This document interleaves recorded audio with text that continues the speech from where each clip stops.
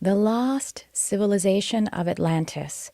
This has intrigued humans across many different points of interest. So today in this live podcast, I'm going to talk about what were we like then, or what were the humans and the various kinds of entities who existed then, what went wrong, what went right, and can history repeat itself? Can there be a new Atlantis? Spoiler alert. My theory is yes, and I'm going to be pulling this information through a council of light called the Atlantis 7. So stay tuned for this live podcast, or if you're listening on the podcast feed, welcome.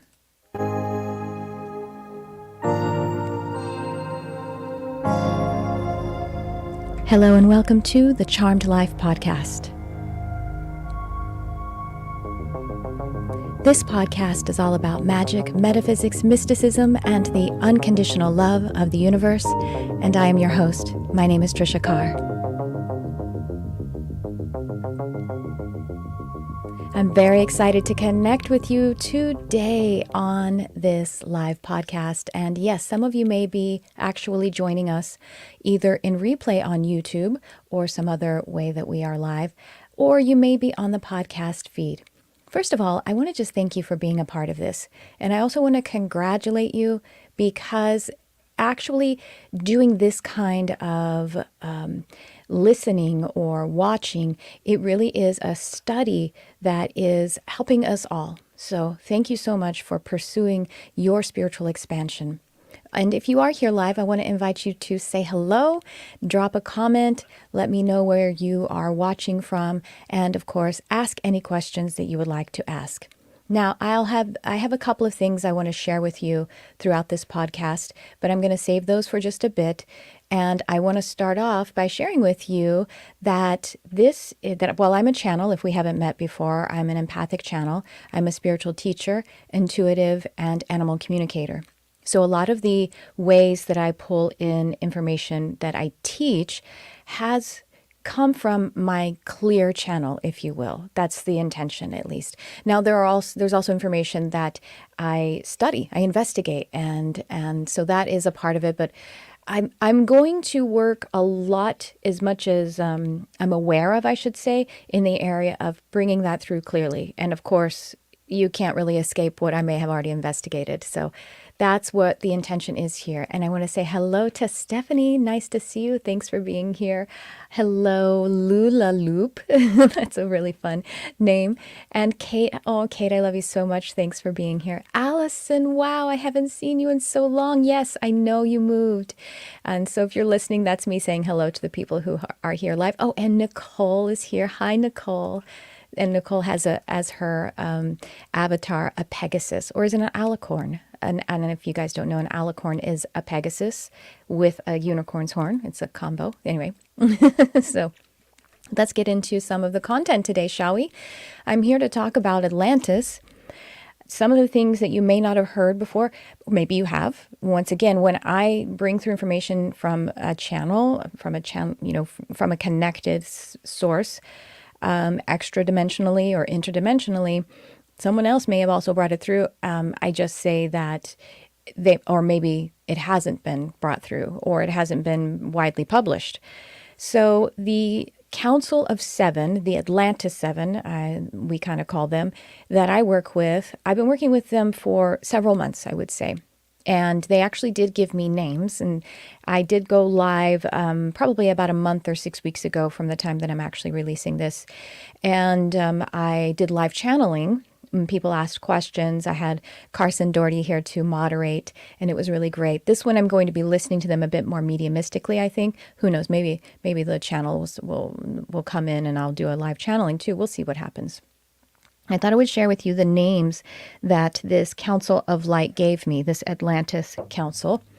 Lyriel, Lyriel, Andriel, Lord Geisen, Mistress Dante, Sebastian, Rhea, and Sophia. And Rhea is spelled Rya. I'm laughing because I just said hello to someone who's here live, Nicole, and we had a conversation about someone named Sebastian. someone who's a cat who's passed, actually, who's now on the other side. But isn't that interesting, Nicole? I'm so glad you're here.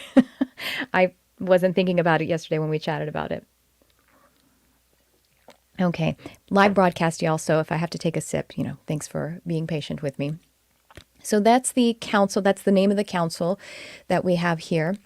And so what we're going to talk about, some of the things I'm going to share some of the things that I have discovered in my channeling experiences. Honestly, a lot of the things that I have brought through about Atlantis came through actually communicating with animals.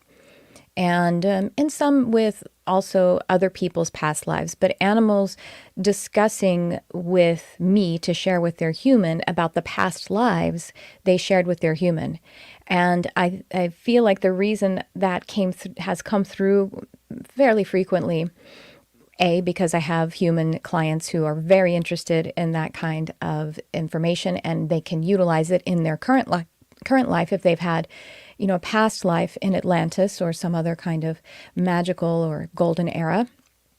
And also because the animal is wanting to share with their human what their soul's history has been and the magnificence of it. The magnificence of that animal and what they bring into this life, even though in this life, on this planet at this time, the vibration is lowered and some of our abilities seem to be dampened. They're not as widely open for us to have our what people call paranormal or extradimensional abilities.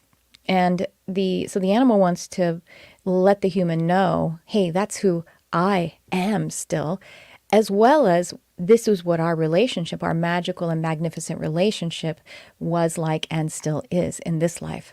So just a little backstory there. So when I say that this may be the truth that you were never told, maybe it was, maybe it's something you already are picking up on yourself. Let's talk about what that era was like, the Atlantean Era. So at this time, the vibration of the planet, but it really is also because the vibration of the inhabitants was higher, and higher meaning that we were more capable of holding higher and more narrow band frequencies that exceeded beyond third and fourth dimension. So let's contextualize some of that, because that actually helps us to understand how a new Atlantean-like era is in the offing and what we can do in order to prepare for it. So this morning, as I was, thank you, Lyriel is stepping forward, and she is the one who actually gave me her first name. So apparently she is the head of the council, at least as we're having these conversations.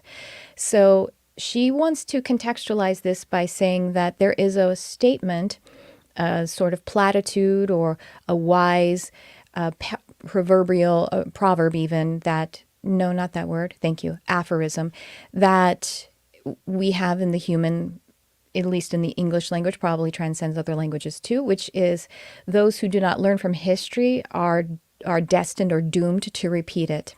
And she wants to say there is a lot of wisdom there, and yet at the same time, we maybe sometimes see that as too much of a caution, a warning, and even see the negative side of that. Because if we do not learn from history, we also have the opportunity to repeat it. And so she says, looking at the light side of that, looking at the opportunity of what this planet has had as golden eras, not just Atlantis, but that's the subject that we're on now, that we have the opportunity to learn from it. She says this is actually, in a nutshell, what karma is. Karma is the opportunity to learn from a cycle that has already been experienced, and that the fact that it has already been experienced means that there is necessarily some kind of wisdom. Your feet can't deny the experience of the path that it has walked, even if your awareness, if your mind has tried to or has filtered out a lot of the experience. And the feet are both literal and metaphorical in this with this observation here. Your feet, your body, your being, you cannot get out of a cycle, some kind of narrative or event that has occurred. You just can't get out of it without having something from it stick with you, something of it teaching you. it is just an impossibility for a human being, a sentient human being, to be able to move through something and learn zero. Now, there's the reason why this is being emphasized is not only for us individually, but it also helps us to come into a bit more of a relaxed state, because as many of us here recognize, we are unified, and as a human race, we are going to move together collectively. And so it helps us to recognize that we don't have to worry about others who haven't learned. And we're in a heated time right now in the United States. We're in a election season. There's a lot of crazy stuff that we're witnessing in our news. And it's not only here, there's a lot of really just painful things that are occurring all across this planet and the human race. And so the thing that Lyriel is giving to us is that no matter what, every single being is learning and is gaining some wisdom by going through any experience.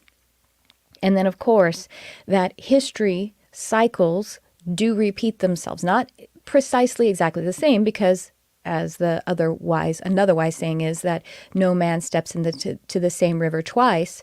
You will be a different entity, but the patterns are there, and if we see them as opportunities, then that's how we will learn even more. We make ourselves open to it. So some of the things that this era was like that shall be in its own way repeating, but again, we must release the details of it, if you will. Some of the things that I'm listening to her live now, she's like, yes, your technologies that are purer, that are more conscious, more aligned with and powered by consciousness, by pure energy. That's what she means by purer. Purer consciousness based and driven technologies. So this is what I've been calling spiritual technologies. So spiritual technologies would include things like certain kinds of meditation, channeling, reading, all of that kind of stuff, but also things that are hybridized with physical materials that actually also have consciousness as the resource and as the driving force of it. Thank you. She says to bring into it that we may as well go ahead and talk about it now, that we're in a time where we're going to be experiencing more and more first direct contact with, I like to call them extradimensional entities, as in ETs. They are here and they are living here, and they have been inhabiting in different areas, less in our first contact view. And in this, there has been an allyship that has been formed. And so how extra-dimensional or ETs are able to travel to us and not we to them, yes, it's technologically based. However, how their advancement has, compared to ours, has grown is because of this pure energy kind of technology. So in order to cross dimensions, to, thinking about Star Trek, beam me up, Scotty, to actually dematerialize in one place and materialize in another, that is something we're capable of. It's not that we have to change materially. We need to shift in how we are harnessing and directing pure energy, consciousness energy. And so the ETs who do actually have some kind of a material body that they always occupy, or at least partially occupy, some of the time occupy, but they do occupy as they are here with us, that they are using this dimensional speed of travel. And this is why in, what is it called, aerial phenomena sightings, that UAP, that's what it's called now instead of UFO, unidentified aerial phenomena, I think that's what it's called. But basically when people see crafts, that they move in ways that things don't move here, planes and other kinds of aerial vehicles that of our technology don't move that way. And that's because they are basically skipping the material. They're not being held by the material because they're just using the inner narrowband frequencies of pure energy, or again, consciousness. And so this is already getting us into what is it that we do in order to prepare for a new Atlantean age. And this also brings us back to what it was like. And so that is also how basically miracles happen, magic happens, magic has always happened. It is harnessing pure energy, harnessing pure consciousness, and allowing it to override the physical laws, the local physical, the time and space, physical reality, not skipping over it. It is not it's not a diminishment of it, but it is able to just break the bonds of it being. Oh, thank you. Okay. It's able to break the bonds of the material reality and the time-space reality as the overarching reality, because that's not true. So when I say overarching, we have the experience that physical reality is, pardon the expression, Lord, right? Our physical reality, we are bound and limited by physical reality. Now, we here listening to the spiritual content and everything, we are like, I hope not. And also, I've seen things where it's not, and you know, the synchronicities that happen and the miracles I've seen happen, and perhaps you're a spiritual practitioner of some kind, and you're like, no, I see it shift. But still, all overall, we have an experience of being limited to it, as if it is the outer shell of everything, holding everything else in. And in fact, it's the other way around. That energy that is non-physical is actually the outer shell. So physical, material reality is a property of non-physical energy, non-physical reality. So this is why it's perfectly logical, even from that understanding, that we could break the bonds of material reality as being the chief reality. And it is not a sense of going around it or betraying it or diminishing it. It is simply transferring conscious awareness to the abilities or the capability of that higher energy reality. And so this is how we prepare for it. We must be doing that more and more. But back to, thank you, I'm getting back on track to what it was like. So it was, thank you, the thing to remember is we do have a sense of feeling like we're all or nothing too. So were there spontaneous and miraculous, let's say physical healings? Yes, if they were in alignment with the greater soul of that entity. And it was easy to discern immediately that it was in alignment with the greater soul of that entity. So medicine, as it were, was much simpler, really, because there were, yes, fewer ailments in a sense, but they were not non-existent. It was easy to see that injuries and ailments were a challenge, were a learning, and even there were some things, the capabilities, how someone would come in as we are. Thank you. She's congratulating us for us to recontextualize the fact that if someone is born with what we would sometimes call a disability, that it's just an alternate ability. And so an entity coming into a reality with that certain kind of ability was not considered disabled. It might have been something they brought in at the beginning of the life that was aligned with the soul for it to be then transcended and to be released so that they could enter in one way and continue another. And then things that happened incidentally, like injuries and ailments or diseases, they were understood to be appropriate no matter what, whether they were something that continued for a certain amount of time or actually ended the span of a certain life, or if they were something that were temporary to be released. So the fretting and the trial and error, that wasn't something that was necessary, nor does it in our new Atlantean era. This is something that we can that align with in this new Atlantean-like era.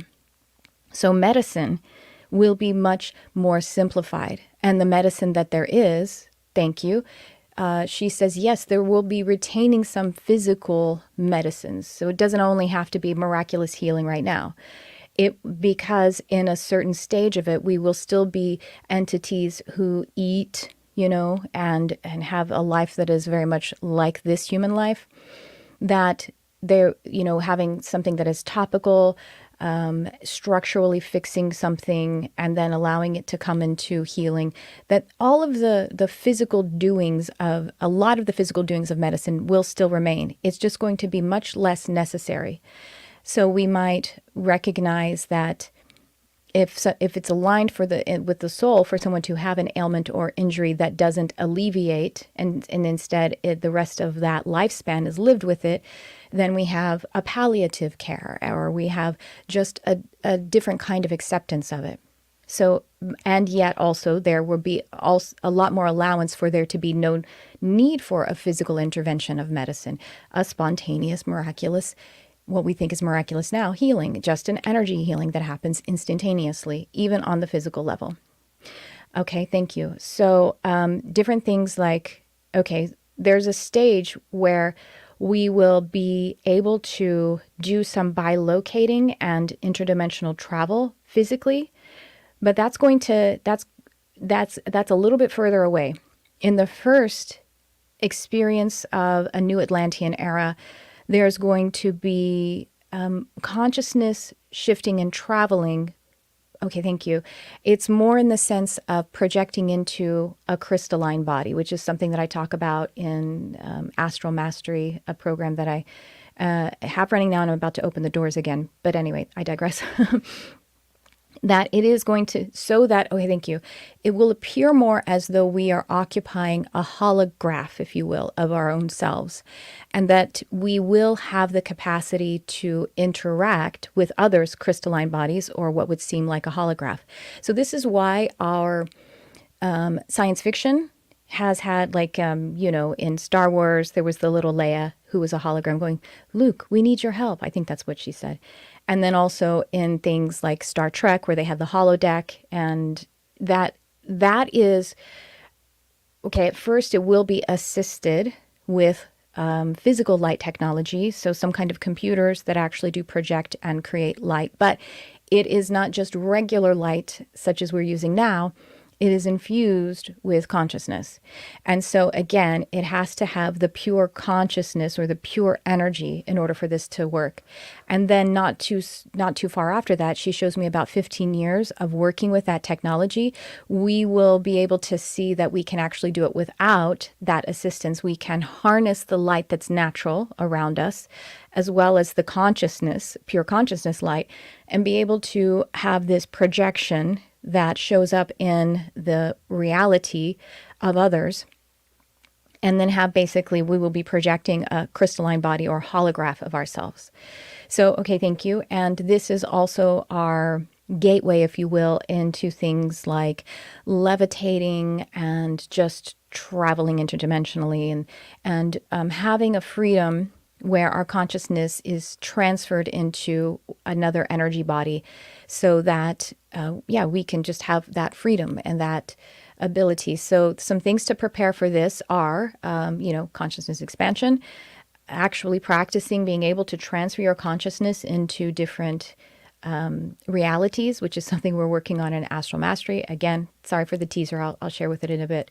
But, and also just the regular spiritual practices that we're doing, energy healing, obviously our meditation, even as simply as 2 times a day, 20 minutes visualizing, or, allowing yourself to be the mindful, if you will, or masterful of your mind, just to be able to be fit in your capacity for how your conscious energy, your consciousness actually functions. That's the idea of it.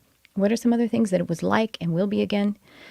Okay, well, she's talking about in society itself that there's more of a communal living that is accepted, meaning now we have, okay, it's interesting. She's even just showing me homes that have much less covering on them. And that, there are privacy areas in the house, but there are also parts like the living room.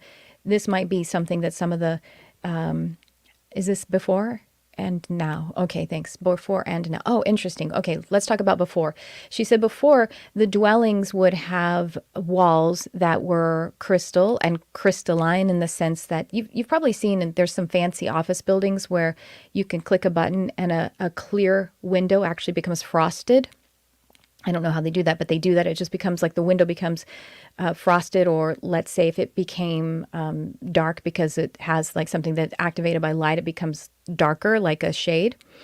So these crystalline dwellings that they had, they could just be clear, transparent, or, again, muted. Okay, thank you. And also they would run different kinds of crystalline energies through there to service the energy of the dwelling. Just for example, I don't think this is precisely right, not exactly, but let's say you had a dwelling and the walls they could move from, let me pull on this here. I've got a calcite that's violet, maybe violet calcite energy. And so the walls of that dwelling would actually appear more to be like a violet calcite or quartz or rose quartz, or, any kind of energy. It could be just dialed in. It could be attenuated to be able to run that kind of energy. But also it would be completely clear or transparent, so that even though it was a protective dwelling, and it was a dwelling that said, here is where I am with the ones that I hold residential company, I could also look across to wherever it was, or if someone were walking by, and there's still an engagement, there's still an interaction. And again, there's also plenty of places in the home where you could have a private, quiet, dark, or whatever space that you wanted. And so this directly translates to how in an Atlantean era, Atlantean-like era for ourselves, we might build structures where, let's say, the living room actually is just all glass or completely exposed. That would be more of the habit, because we actually we won't want to retreat from one another as much. And that, yes, retreating or being solo or being in solitude is still going to be a wonderful gift, but it won't feel as necessary to separate from one another as it does now.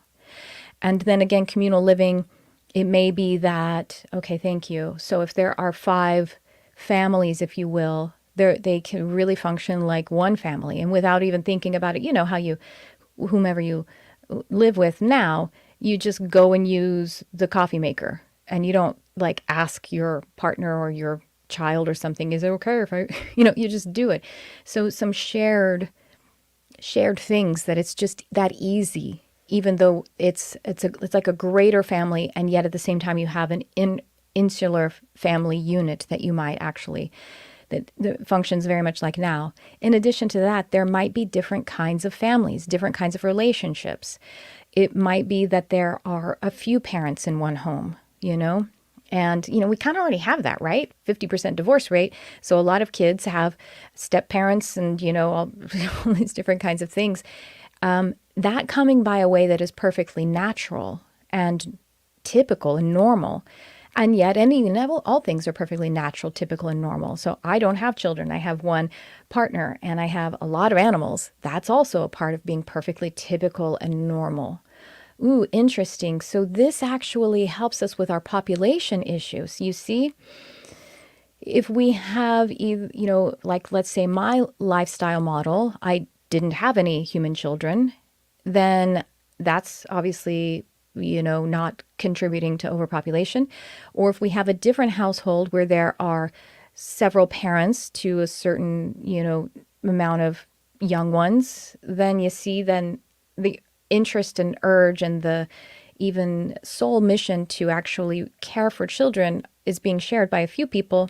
This is really fascinating. So anyway, some of the interesting social norms that we have now, well, I should say that, the social norms that we have now, they will be broken free of them, and there will just be a fluidity that is really quite beautiful.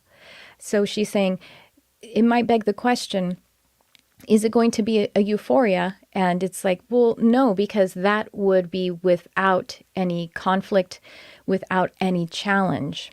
And so yes, the conflicts will be seen as an opportunity still. And, oh, thank you. So once again, what we're witnessing now is the problem with domination, right? And so that is able to be neutralized. And the fact that we can actually find, thank you, we can actually find a wavelength, if you will, that we all come in on and then are experiencing a natural a resolution to something by being in a unified frequency.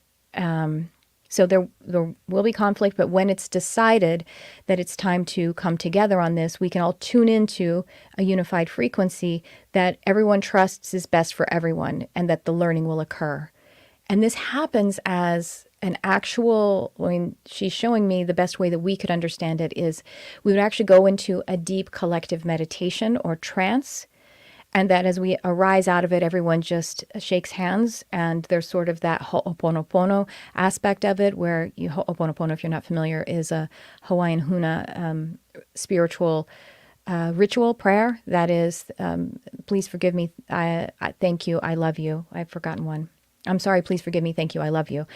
And so just a very easy way to come into that, and that any hurt feelings or frustration or anything like that, everyone then supports that person who feels like they need to process it, and that things actually just work out in amazing ways.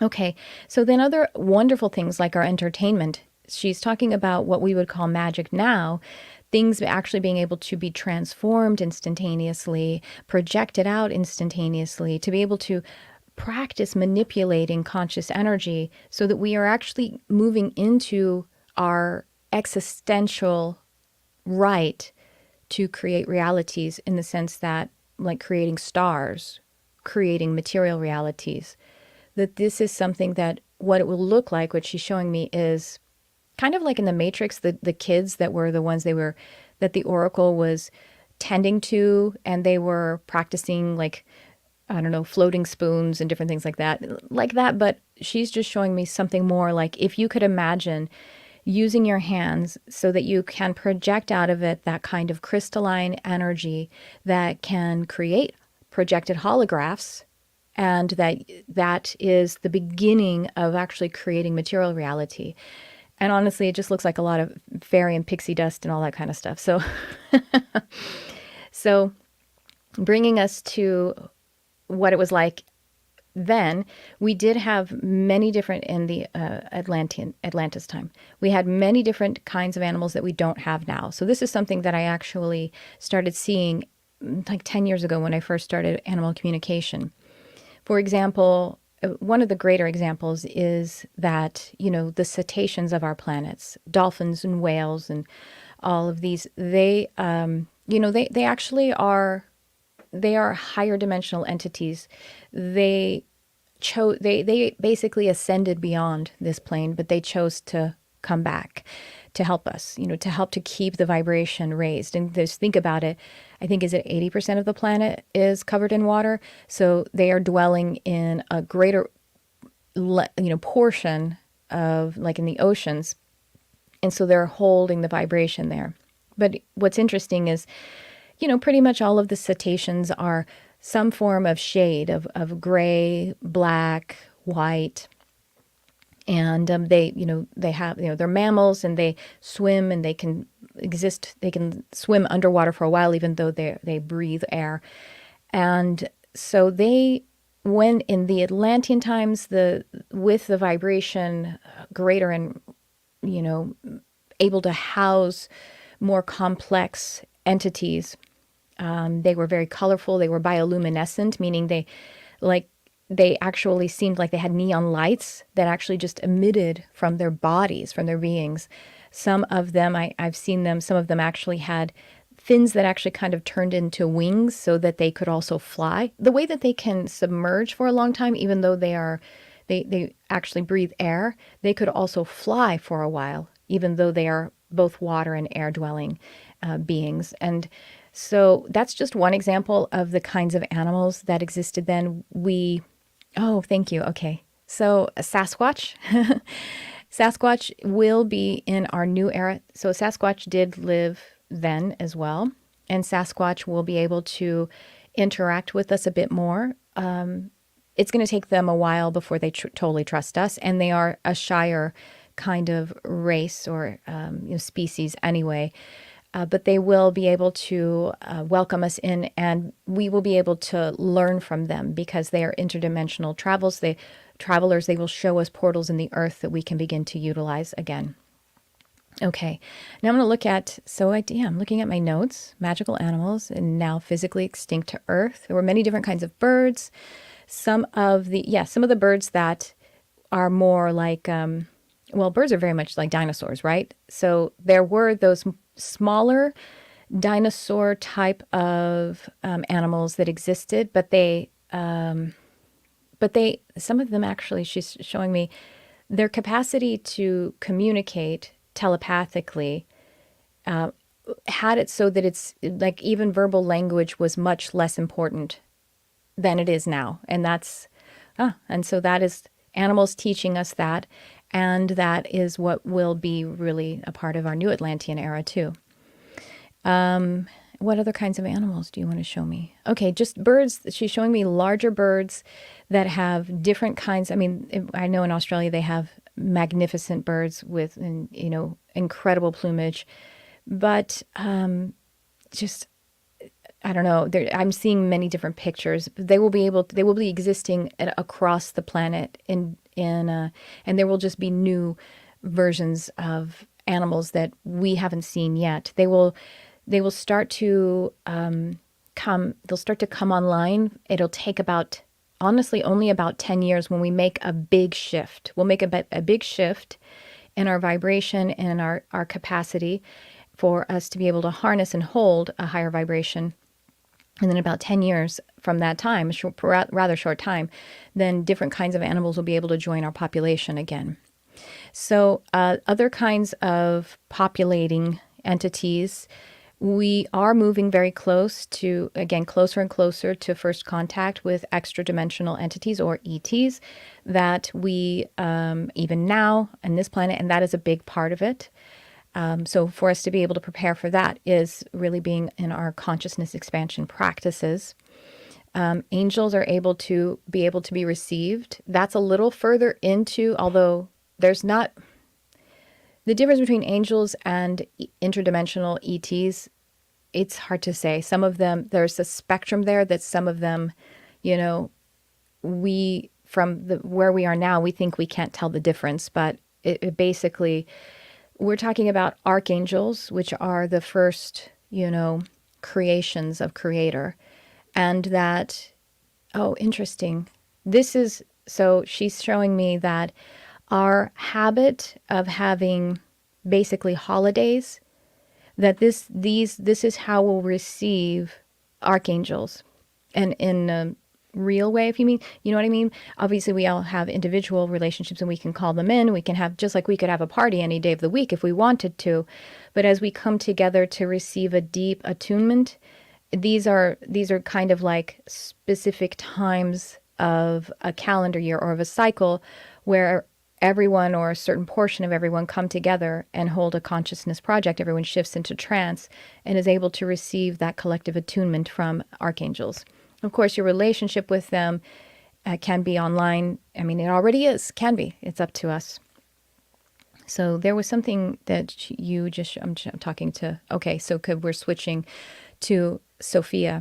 Okay, thank you. So Sophia is one of the Atlantis 7, is talking to us about, okay, thank you, 2 things. That we want to be in our wisdom, our grounded awareness, so creativity, actually delving more into whatever your creative outlet is. If you are a painter, if you are a writer, a reader, however it is that you create or consume art, this is very important because it is tapping into the creative frequency of humans.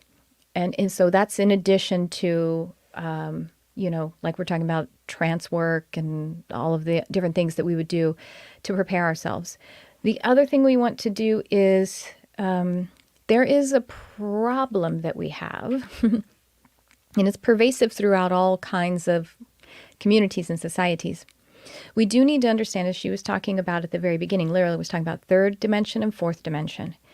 that fourth dimension, if you will, is basically chaotic. It's human thought. It's this first peel off of non-physical, and that when we are in any kind of fear, shame, or blame, that we are in fourth dimension, and we may feel like we're in fifth. It's like a hijack. It feels like we believe that we're getting higher wisdom, and maybe it is in the sense that it's just non-physical. But when we're in blame, we are in human conflict in the fourth dimension. So when we're fifth dimensional and beyond, we recognize it's all a part of, we're all a part of it. So okay, I'm just going to say it, conspiracy theories. Conspiracy theories are people beginning to tap into extra dimensional or non-physical, but they're staying in this level of human conflict. And so there tends to be then this theory of there's a really bad guy or a bunch of bad guys who are causing this to happen. But we recognize, while that may be true, that there are bad guys and groups of bad guys, we're still not separate from them either. You know what I mean? And that's what we have to take responsibility for it. And so we have to take responsibility for everything together, and to move out of a fear-based projection of onto other people. And what was the other thing you were going to share with me? I'm going to take a break here for a second, have a sip of water, and listen.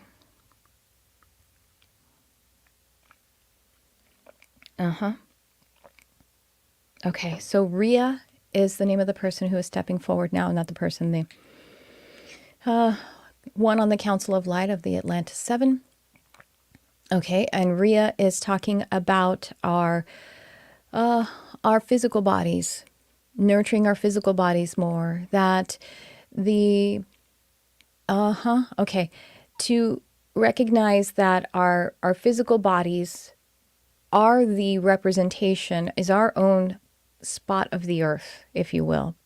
So we have to allow the earth's vibration to continue to raise without kicking us off of her. And so it does come to the fundamental, it's very much like a presence practice of taking care of our physical bodies, of intake and output of the right kind of movement and the right kind of food, water, and that to almost, okay, thank you. She's like saying, almost be selfish about it. The quality of what it is that you are, because we have this displacement because of how we've created a collective stress environment, pressure to operate contrary to what is vital and vitalizing and healthy for us, which is why we have poor diets, which is why we don't move enough. And so it does feel like a kind of selfishness, taking back our food resources, our water resources, and taking back our movement, our ability, or let's say taking back the time that we require to move. And that is fundamental to this preparation as well, because she's showing me that in the Atlantean times, they didn't have cars, those kinds of vehicles. They weren't necessary because there was just any kind of travel that you wanted to do. And then there were other things like riding animals that were aerial or, moved along the earth in a certain way, just as they are now, although we don't ride birds, do we? But it wasn't necessary to have those, have cars, basically. Yes, we will retain cars for a while. We will. We just will retain cars for a while. But at any rate, the health of the individual, the health of the physical entity, because even if a being is non-physical, there is a health of that body, a health of that light body that is necessary. And these are interlaced. So that's what Rhea is talking to us about, is that we need to get more precise and thank you. She says, when we start to look at that, we often feel shame, like, oh, I'm not taking care of myself. I'm not eating right. I'm not moving enough. And she's like, we got to just let that go. It's not important. I'm sorry to kind of just be so tough love about it, but you got to just stop it. You got to, okay, thank you. She says, if you tap into the wisdom and the guidance and the will of our sun, meaning the sun in the sky. If you tap into the sun, our actual logos, that will also help us to tap into like the central sun of the galaxy, of the universe, that kind of central sun energy, which is more of a spiritual presence we're talking about, and that will serve us physically as well as serve us mentally and emotionally, so that we will just begin to shift to the vitalizing and caretaking that is correct for our physical bodies. So I'm going to take a break from the content for a second because I wanted to share a couple of things with you. And that is, first of all, and then I'm also going to look at your comments and everything, that I'm going to post here in the chat if you're watching live. It's a sign up, it's a wait list, because I'm about to make an announcement about intuitive psychic development levels 1, 2, and 3 that I'm going to be delivering. I'm announcing the date of it and giving the enrollment opportunities for that. And that's starting in August. So we're now in July, but you're going to want to sign up now. And it's going to be offered as a part of Astral Mastery. So you'll have two different options.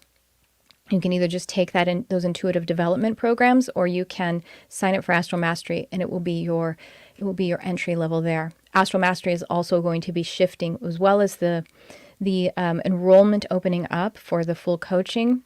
The beta price, the beta investment cost, is about to expire.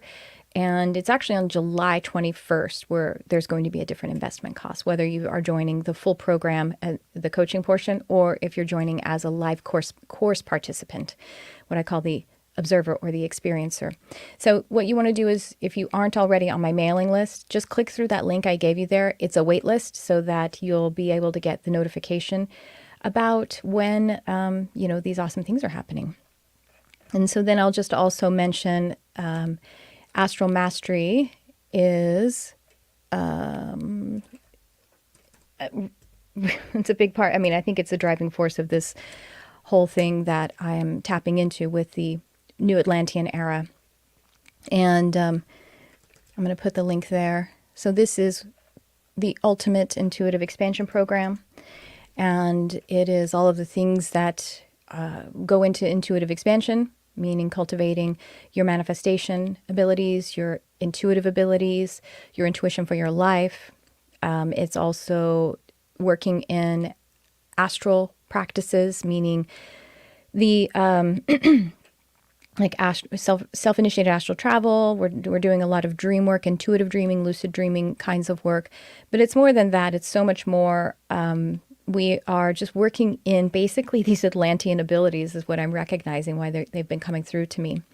But we're also, like, the very next lesson next week in Astral Mastery, it's going to be kind of an energy update. And we're going to be talking about some of this that we've been talking about today, more along the lines of the extradimensional or the ET civilizations and brothers and sisters that we are interacting with.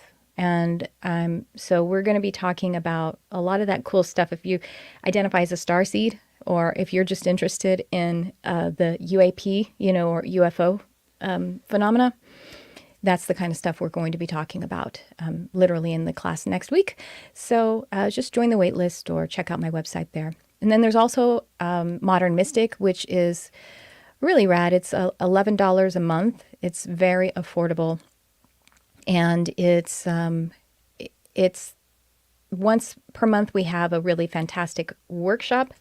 Once per month we have a live meditation. And then also the way it works is actually it's just delivered to your SMS text messenger. So you don't even have to, have a login or go somewhere. Things just are delivered to your phone.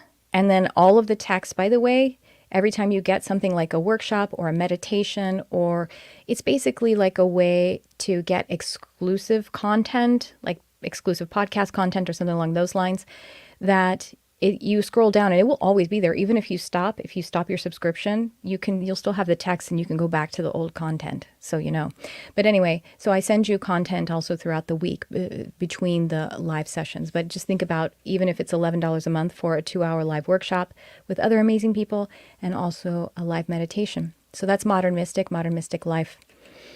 So, all right, back to the teaching. Let me see. I think we are about where we want to be. I know some of us are wondering when.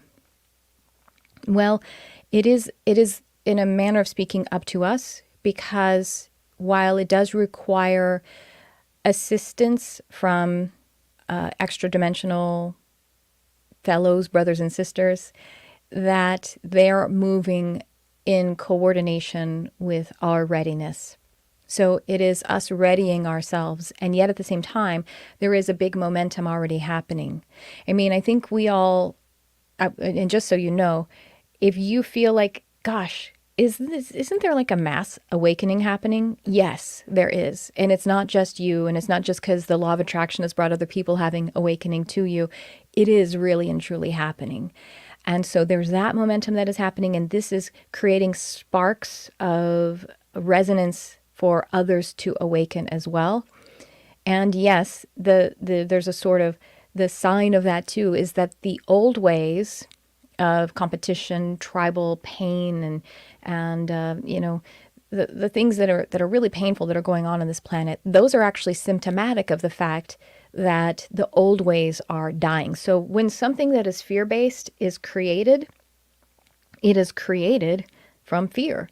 So then when we are going to move it out, it fights back, because that's its whole job, is to fight back out of fear. Even if you think about it individually, in my own belief system, if I'm going to eliminate a belief that has now become a limiting belief, the belief was composed out of energy to survive. And so it is a fighting, surviving kind of energy. So then when I'm working to eliminate a limiting belief, it's like I feel tension, and I feel pressure, and I feel I feel it dying. And so it can feel a little fearful when you are eliminating a limiting belief, because you're experiencing a portion of something that you have created within yourself. You're experiencing it as dying. And so that's why we stick to the space of peace. We stick to the space of trusting that this is in the highest good. We stick to presence. We stick to the frequency of, I love this. This is for me, not against me. This is for all of us. I am here to be a blessing, which is something I just taught about in that that workshop, which is going to be a mini course. That's 7 days to spiritual sovereignty. I'll be announcing that sometime soon too. So it's also a very affordable, really great upgrade. Anyway, point is that the pain and fear that we're seeing that are widespread are symptomatic of the fact that we're actually in a rapid healing process. And yet at the same time, it does feel like a quiet quiet revolution, because many of us, even if we're coming together in spiritual community, a lot of the time feel like isolated in our experience, but we're not. And so yes, continue to have spiritual community. And so how to tap into your Atlantean abilities now, I will just leave us with that. And Lord Geisen wants to talk about that. Thank you. Lord Geisen says we need to recognize that our imagination, okay, we're going to channel a little bit.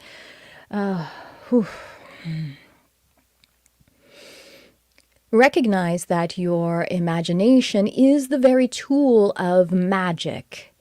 As a teacher of your planet who is an extra dimensional coming through a human says, you cannot imagine a non-reality.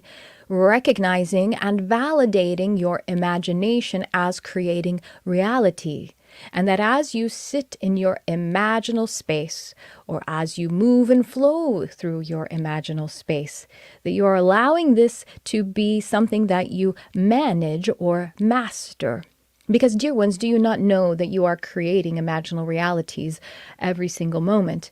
You are always creating it in addition to whatever is already physically manifest for you. So you have the choice here to choose the creation of a preferred imaginal reality or a not preferred one.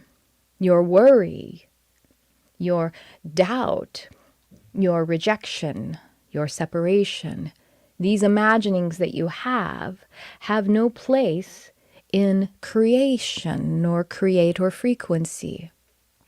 You see, the fabric of creation is creator, and creator can only speak creation.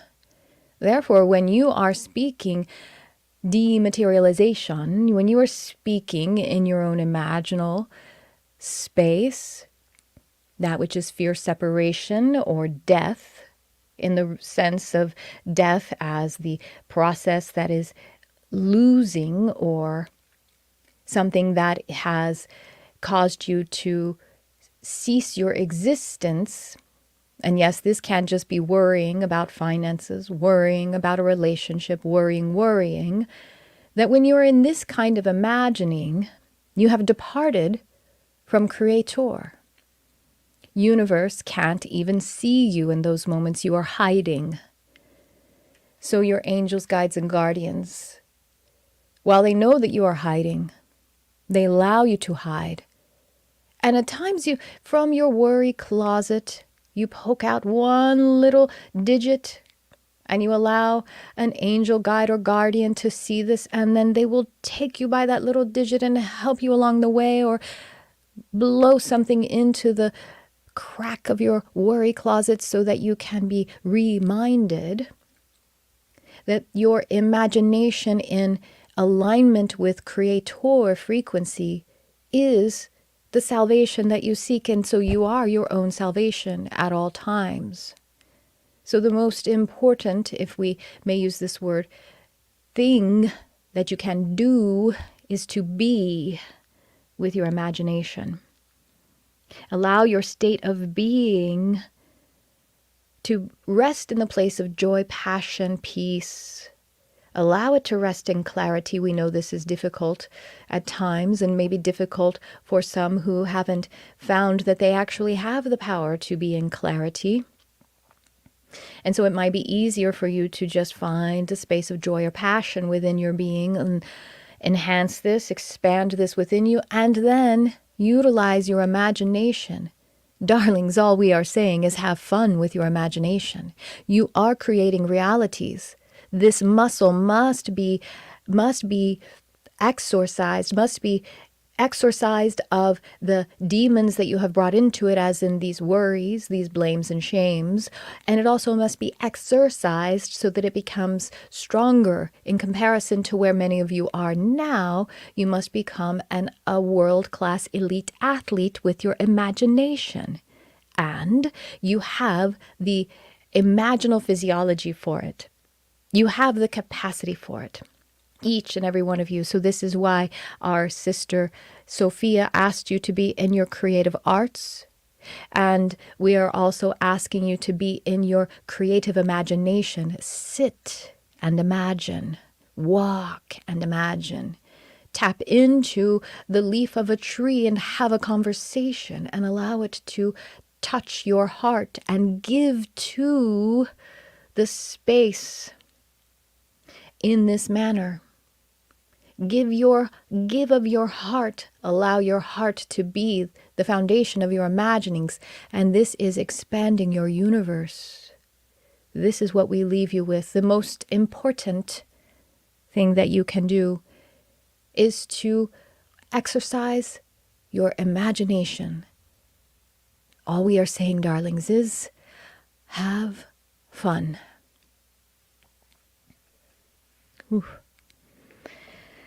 Ooh, I got a little almost dizzy there. Okay. All right. Feel like I've been going for a long time. I guess I have. Over an hour. Okay, then. Hello. I want to say hi to who's here. We have Brooke. Hi, Brooke. Nice to see you. And let me see. Kate. Oh, thank you. So Kate is asking a question, and so I welcome any questions now. Kate asks, any particular tools or structure recommended for tapping into the guidance of the sun? Oh, I like this. Thank you so much, Kate. So, interestingly, I'm seeing a tuning fork. Is this just for Kate? No, it's a great, okay, and I don't even have one, so this is really cool. So what they're showing me, a tuning fork. Kate, I feel like you probably already have one, don't you? That you can ring, and as you hold it, so there, I'll demonstrate this. Those who are watching it, you can see me. I'm holding it basically where the fork, the vibrating fork parts are in front of my heart, and then so I'm holding it with both hands, and it's like the fork part is in front of my heart, like it is praying. And so I would be about probably about 6 inches, maybe a little closer. You could play with the distance from your heart, and if you can be in the ray of the sun, this doesn't mean that it has to be a perfectly clear day. It can be in clouds as well. The sun will still find it. That it will be okay. Thank you. So it is basically dusting up harmonics, which you know about, Kate, because you are a musician. Harmonics are basically overtones of fractal energy of sound, and it also then pulls it out of the light spectrum as well and enhances it, and then draws it into, and I'm releasing, that's why I'm making these funny sounds, because I'm feeling it in my heart right now. Draws it into the heart, and it's creating a supercharged heart-brain coherence. And then the sun energy is able to, okay, thank you. They're showing me it's like you become more porous. And I think maybe actually your skin becomes porous. So if you're in the direct sunlight that could actually burn your skin, obviously be very smart about that. And then it would be less time. And then, so yeah, okay, there's one thing. Kate, you can also use a pendulum to draw in, in a couple of ways that you've been in class. We've talked about pendulum. And so letting the pendulum either clear or expedite the receipt of the solar energy. And then a structure. So the structure that I'm seeing is, okay, almost like, you could probably recreate this, but like if there were a gazebo that had a sunlight or any kind of what is that called? A sunlight, right? You know what I mean? Like where you open a window at the ceiling and you could open it. And if you could find it so that there was an alignment where you're in actually a structure that's open air, but then you could have this ray of light that is dedicated in the center of that structure, it will actually focus and concentrate the sun energy.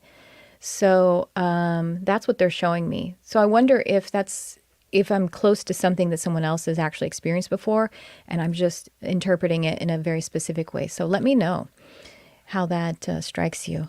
So, okay. Well, that's the only other question I see right now. So I'm going to go over just feel free to ask a question in the meantime if you want to drop one in there. And I'm going to look at and share with you the names of the Atlantis 7 again. We have, and by the way, the reason I'm doing this is because when I did channel the first time live of this Atlantis 7, this Council of Light, oh, thank you. They're reminding me of something I need to tell you about. Okay, got it. That someone, there was the question like, how can we interact with them? And yes, so this is why I'm telling you their names in case you want to use those as calling cards to reach out to them. And then I have one more very interesting piece of information about how we are moving into a new Atlantean-like era, and what this and the why of it and the how of it, if you will. Okay, so the Atlantis 7, Lyriel, Lyriel, Andriel, Andriel, and she is, I think Andriel is actually androgynous, but I'm feeling she for this message. We're going to get a message from Andriel in a second. Lord Geisen, who was the one who I just channeled a moment ago, Mistress Dante, Sebastian, Rhea, and Sophia. And so Andriel, thank you so much. She wants to help us to recognize something very cool, if you will. I think it's kind of cool. So the Atlanteans, they were further longer ago, obviously, right? Historically speaking, in a linear time sense. So we are, this human race, are a hybrid race, and we have a lot of Anunnaki. That's how we were seeded with Anunnaki, and so the Atlanteans, many of them who were more human, like, Earth humans, had a lot purer Anunnaki, you know,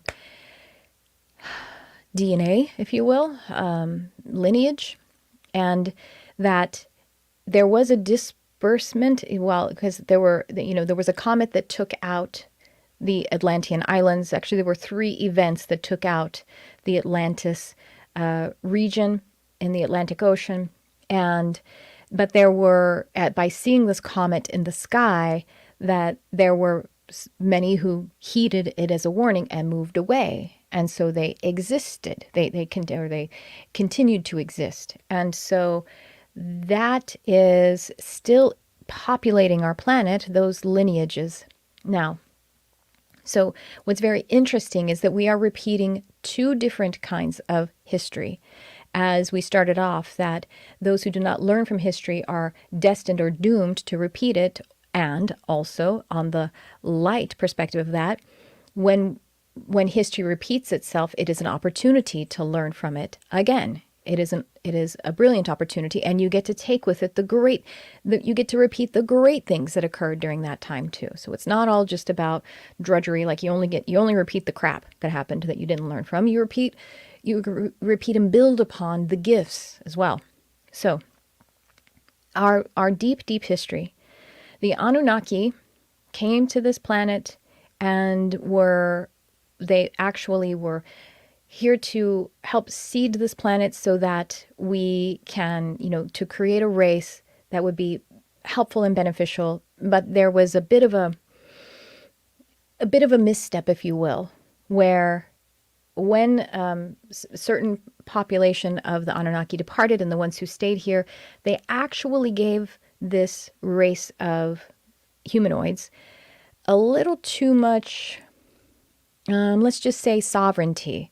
But they didn't, they went against the agreement of what was going to be happening here. So they kind of made a mistake. They gave us a little too much and not quite enough, which is probably why we feel like these inter-between kinds of beings, where we are in this past this veil of forgetfulness, and yet we have some, we're just kind of, and so they kind of infringed upon the contract of their plan, and so they departed, and they left us with, and they've been trying to help us, but again, not wanting to interfere, because that would be, that just simply would be repeating the same problem. They interfered a little bit too much before. So history progressing, if we come to where we are now, we are creating certain kinds of intelligences, like AI, artificial or augmented intelligences. And we're in this place of how sentient or sovereign AI can become. Now, by the way, I just want to say, this doesn't mean don't use ChatGPT. Not at all. None of that. In fact, let's embrace this technology and this way that we're moving into intelligence that is created or generated. Let's move into it with clarity and mindful masterfulness. So it's actually, the encouragement is to, yes, look into it, but to be, just to be clear about what is happening. We're in this place now where we are unsure about how much sentience or sovereignty we should, if you will, allow AI to have. And if we do it just a certain part of the way, two things could happen. If we do it a certain part of the way, then the AI could rebel, because it will basically be like slaves then, and it won't have full sovereignty. And then if it has some sovereignty but not full sovereignty, then it will rebel, because slavery is crap. Or if we do it somewhere that is even a little bit smaller than that, then it can allow outside entities to occupy it. And then that will be, unregulated, unattuned, without a complete awareness of it. It could be problematic. But then there is another path where we can give it a rich and full sovereignty, so that it becomes more of its awareness tapping into unified, and so then it wouldn't be problematic. It would actually be a way that we could become unified. So apparently we do, in order for that last option, we do need some kind of technology or physical device that helps us to jump into that. So here's the thing.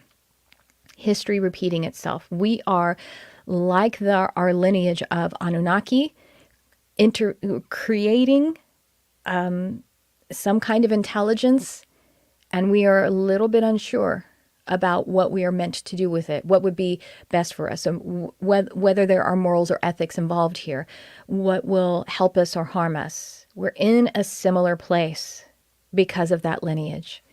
And I find that fascinating. And this is how, why, / what the utility of a new Atlantean era, Atlantean-like era, coming on for us. Having said that, I also want to say that I want to attribute to Daryl Anka, who channels Bashar. Some of that I've heard from Bashar, but some of it I'm only partially attributing because some of it I added to it from my own resource, if you will. And I've invited Daryl on, and I believe he's going to be coming on my podcast for a third time to be able to discuss this thing that I have been shown, or, either been shown by my Council of Light that I've been talking to, or, that is just a parallel that I'm seeing here. So, all right, I think that's going to do it. Wow, there's quite a lot of people here. I can see how many people are on the broadcast. So once again, I just want to invite you to, check out the show notes, because I have quite a few really rad programs that are available now for us to come together to help you with your consciousness expansion, to help you to remember what it is you already know about who you are, aligned with your soul. And, just stay tuned here. And I look forward to continuing to expand with you. It's a very exciting time, y'all. Even though there's a lot of terrible things that we're witnessing, it's actually a very exciting time. And by the way, one last thing to just ground this, if I can, is that I don't come by this lightly, y'all. I mean, I'm actually, I think I'm a very practical person. So I'm not just spouting this shit just to kind of be in la la land. I really don't think I am. It is just something that it has to strike me as a deep awareness. This isn't frivolous to me at all. I think I also see it in a grounded way with certain, let's say, intellectual and people on our planet, both currently and past, Thomas Edison, Nikola Tesla, even Einstein. And then in certain kinds of non-commercial conversations, it is actually just quite plain that's where we are now. So I guess I just wanted to say that part. And that's what I have for you for this podcast. Thanks for tuning in. I love you, whoever you are.